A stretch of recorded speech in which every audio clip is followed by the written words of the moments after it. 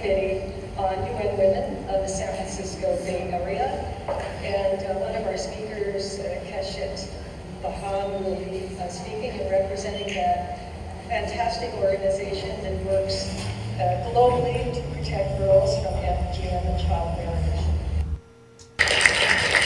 So, ladies and gentlemen, this episode is extremely important for all of you. And as you saw already, we have an important guest, that is Lady Mary Steiner, President of UN San Francisco. So I give her straight to you. Perfect.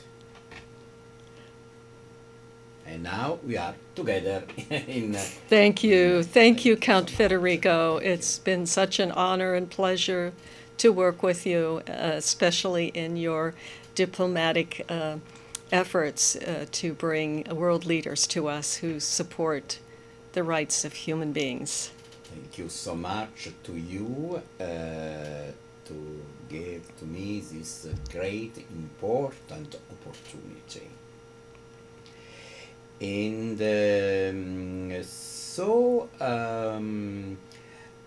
I am in love with the Declaration of Human Rights.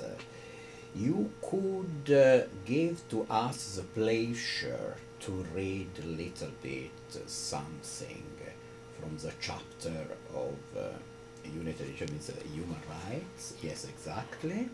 Yes, the UN Declaration of Human Rights was in 1948 and was created under the leadership of Eleanor Roosevelt. It's based on the UN Charter, which I'm holding in my hand now, and San Francisco is the birthplace of the United Nations Charter. The program where you saw the diplomats being introduced on International Women's Day is held every month in the War Memorial Veterans Building where the UN Charter was signed.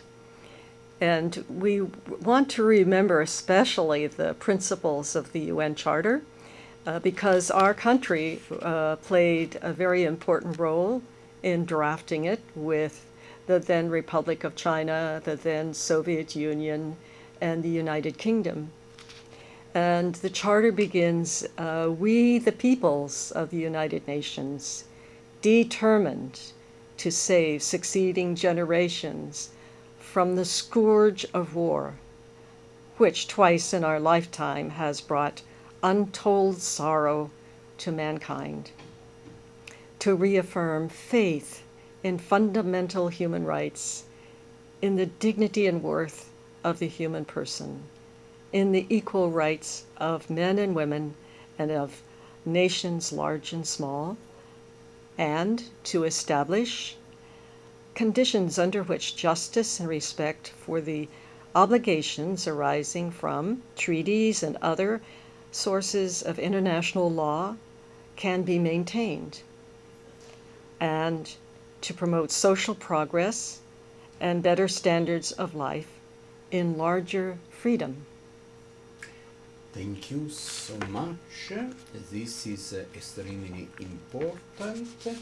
And I think also this, if you kindly show that and explain to all of us, what is this?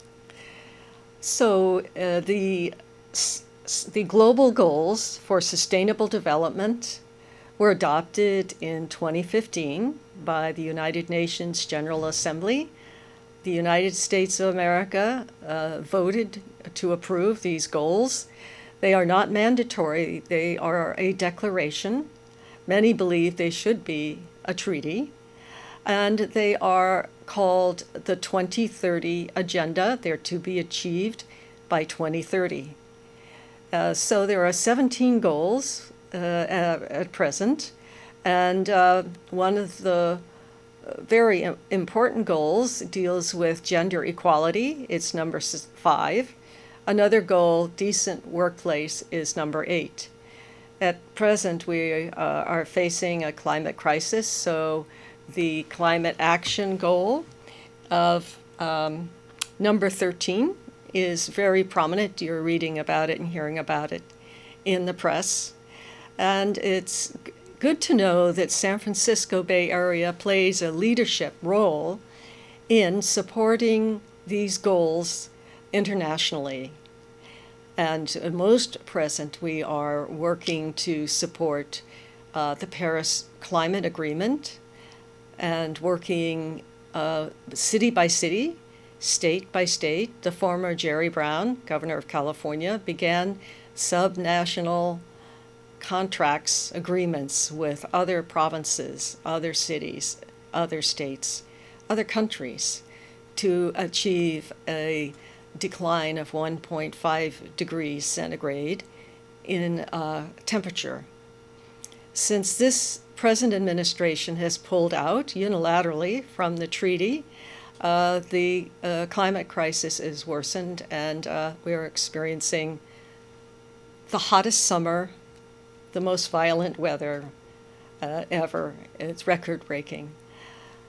And we would like to add, too, that San Francisco was the first to adopt portions of the Convention to eliminate all sources of discrimination against women. And President Obama tried to get it ratified. Unfortunately, Congress refused at this time.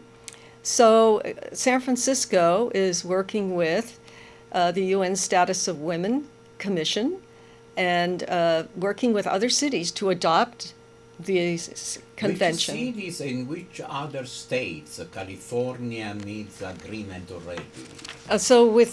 For example, the most recent cities are Minneapolis and New Orleans that have adopted portions of the convention to eliminate all forms.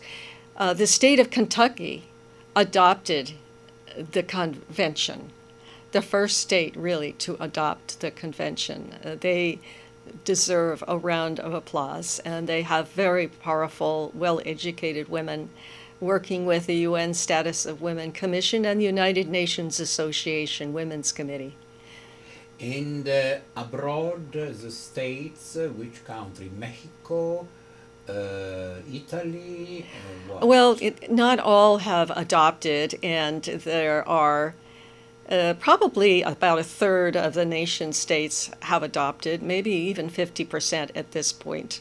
They are... Great, 50%. Yes, so the United States is its leadership has been very reluctant to adopt treaties regarding human rights. It has refused to adopt the Covenant of the Rights of the Disabled. Again, President Obama proposed it to Congress, and Congress amazingly refused to adopt it. And then it also has refused to adopt the Covenant of the Universal Rights of Children. Now, the United States is the only country, the only member nation out of 193 nation member states not to have adopted into action the Covenant of the Universal Rights of the Child. About a year ago, the U.S. was accompanied by Somalia. Somalia has now adopted it, and the United States remains alone. Africa. Okay. Somalia was keeping the U.S. company, but now they have adopted it, and the U.S. remains alone. This is great news. So this is, we have an agenda here in San Francisco with the United Nations Association chapter to encourage and to educate our decision makers in Congress, in elected office, about how these international treaties to support and protect human rights are so important to achieving abundance, peace, and security. Absolutely. We look at the countries who have adopted these treaties, and we see that they have achieved peace and security within their borders. Fantastic. Of course, about children and women came in my mind Her Excellency Mushira Khattab. Yes. So that kindly Honorable Mary Steiner had as a guest Yes. in last November 17. So Great I will honor. show to you some part of the video of Her Excellency Mushira Khattab now.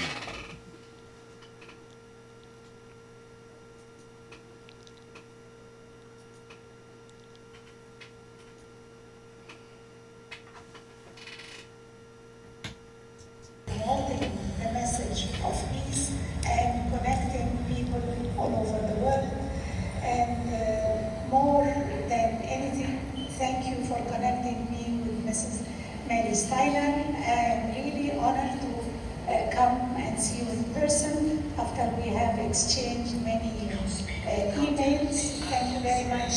And I'm really proud of the work that you are doing. Thank you very much, Mrs. Ruth Franco, for your great hospitality. I really appreciate you.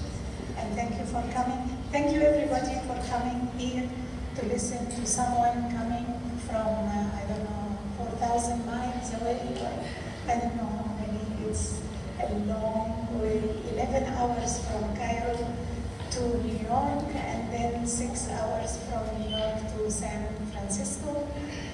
And with the jet lag, forgive me. So this was, of course, the beginning of the speech of Her Excellency Mushira Khattab.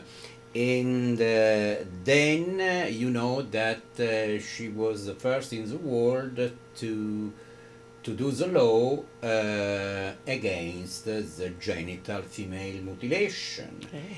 And about this topic, I asked before Her Excellency came in United States, means in San Francisco, I asked to Mary Steiner, what about the women here?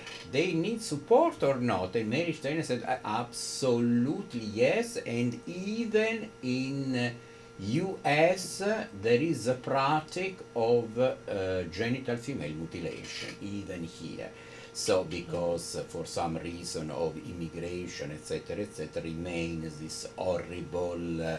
I have to mention only this adjective. I don't mention any other word about that. So now I like to ask to Honorable Mary Steiner, what are the incoming coming events in San Francisco of United Nations?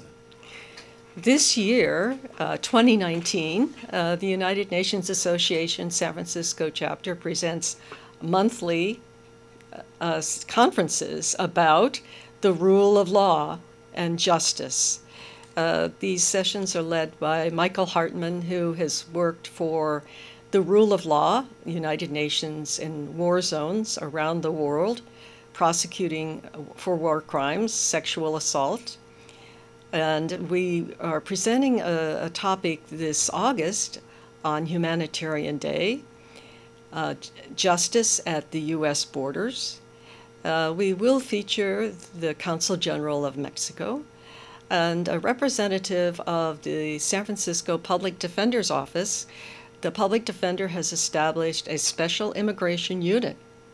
And we're going to help define the difference between a refugee and an immigrant. Many people are confused. Refugees have a very special status in international law. So that will be of the refugees. So they're status. entitled to protection. They're entitled to shelter, to adequate care, and their human rights are to be protected, and families are to be protected and kept together. So what means refugees? Means if I am not happy in my country and I want to leave the country, I could be a refugee or not? No, you could be an immigrant. If you're you want to travel to another country for work, to establish a business, something of that sort. It's mainly economic reasons, or you just want to try something else. You want to go to school. Exactly. And that's to be encouraged. We need integration. We need diversity in our population. Absolutely, yes. To spark innovation. On the other hand, refugees are those who are forced to leave, do not want to leave their homes. It's either been desertification, climate change, it's been war, sometimes war caused by drought, destruction of their homes, destruction of their livelihood, threats to their life. Many of them have seen their families murdered in front of their very own eyes. And they are willing, they have no other choice but to risk their lives crossing desert and sea to reach a safe place. Exactly. So the United Nations High Commission on Refugees provides these camps, and the camps are full, overflowing. There are more than 65 million refugees in the world. 65 million of refugees. It's the greatest. It's record-breaking and heartbreaking. Absolutely. Yeah. Absolutely. Is not possible to have this kind of reality in 2019, okay? Is not possible. So really, through the action of a person like Mary Steiner by United Nations, I am honored to cooperate with the United Nations from many years ago, and so we must eliminate this form of, I don't have words to say, to call this kind of things, maybe is for me is an insult to the humanity. This could be, I think. Yes, and the way prosecutors, lawyers see it, this Mr. Hartman sees it, it's criminalization of immigration, and that defies our international treaties. So we come back to rule of law. We know that if we have rule of law, we can achieve these 17 Sustainable Development Goals. And we can achieve the purpose of the United Nations, which is peace and security based on human rights and sustainable economic development. Sustainable meaning that we're protecting the heritage of our ancestors as well as the future for our descendants. Absolutely. So now I'd like to show shortly a video of is my speech. I reading the message of His Excellency Boutros Ghali in occasion of the 65th anniversary of United Nations. We are of 70 last. Next year is the 70th. Next year 75th, excuse me. 75th, yes, exactly. So just a moment to show that, and because are in I was in Cairo here. I was in Cairo, and so here is Federico, Wardal, the 50th anniversary of United Nations. I am speaking to you from Egypt, the legendary country of the civilization, in occasion of the UN 65th anniversary. We all are together to emphasize the role of UN now and in the future concerning peace, respect. So I So these are the words of His Excellency Boutros Ghali, that by him I know also Samia Nkrumah and Gamal Nkrumah, that are the son and the daughter of the year of Ghana, Kwame Nkrumah, because Samia have the goal to of Africa development by women. Also. Yes. Also by women, of course, we don't make any kind of discrimination against men or against other gender, but women must be present, okay? Because there is a always in our time to discrimination against women, and we can't tolerate that. So we have almost 50 seconds, and so I invite Mary Steiner to add something to this important interview. Well, I think we totally agree that human rights are paramount. Eleanor Roosevelt was a great leader and understood that we need to bring women to the negotiating table for peacekeeping and peacemaking. And we see over and over again, when women are excluded, these peace treaties do not hold, and war continues. I urge the leaders in Afghanistan, in Yemen, Syria, this is a great opportunity to bring peace to your countries, to include women as equal partners. Thank you so much. Stay tuned, and thank you so much to Mary Steiner for everything. And thank you to you.